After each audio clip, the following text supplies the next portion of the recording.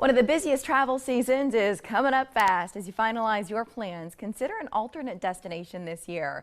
But before you go anywhere, let's brush up on the travel trends that could come into play. Matthew Phillips is the travel director with AARP Services. Good morning, Matthew. Good morning. How are you today? Hey, we're good. It's rainy and soggy in Omaha, so we'd like to get away. This is a good time to talk to you. What are the top travel trends that we should be mindful of this summer? Well, let's have your viewers think about some fun activities this summer as Good. opposed to the rain that you're having this morning. So it's a lot of different things that are happening this summer. People are taking traditional travel and vacations like multi-generational travel. That's really kids traveling with their parents, their grandparents, great-grandparents even, or anywhere in between. People are going to school reunions, family reunions, weddings, graduations. They're really just enjoying the typical summer vacations, either going to the lake, going to the beach, some international travel. Really, the purposes of vacation for most folks are to relax and rejuvenate, to visit with family and friends, and honestly just to get away from everyday routine. Yeah, the 50 and older demographic, I don't have to tell you this, but it's one of the biggest demographics in the U.S. How are their travel plans unique? It is. It's a huge group of folks. So we know that the average AARP member is going to take between 4 and 5 vacations or trips this year, primarily domestic, but a lot of international, some very exciting international destinations.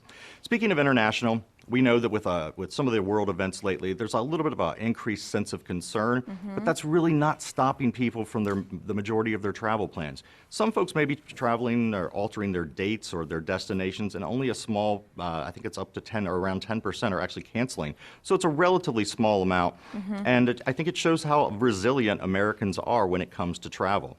A couple of other ideas or a couple of other things that we've seen are checking things off the bucket list. And that's not just baby boomers, but that's anyone of any age. Yeah, some great ideas are hiking Half Dome in Yosemite. There's a hike there that is pretty aggressive. One thing that I learned recently, only about 40% of people really actually complete that. So what an amazing accomplishment that would be to finish that. A couple of other ideas, scuba diving, what a great thing to do if you haven't gotten your certification. But if you're not really ready to commit to that, you can snorkel. And places like the Caribbean or that one of the real bucket list locations is the Great Barrier Reef.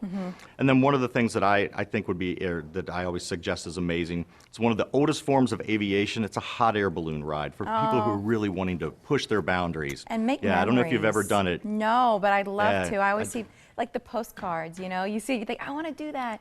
Is there one website, Matthew, where our viewers can sort of get inspired and plug into some of these trends? Absolutely. Our main website is at aarpadvantages.com. You can find out all about your travel benefits, but not just your travel benefits, but everything that you do while you're traveling, like shopping and dining and entertainment. There's also a mobile app you can download as well. All right, Matthew. Thank you so much.